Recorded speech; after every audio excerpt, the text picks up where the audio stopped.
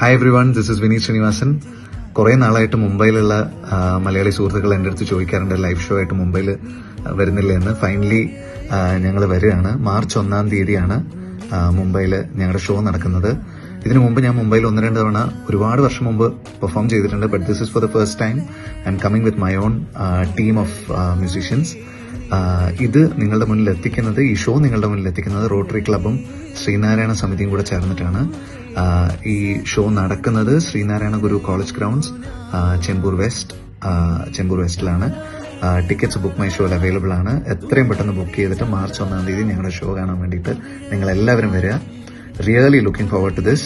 This one is going to be really special. Thank you.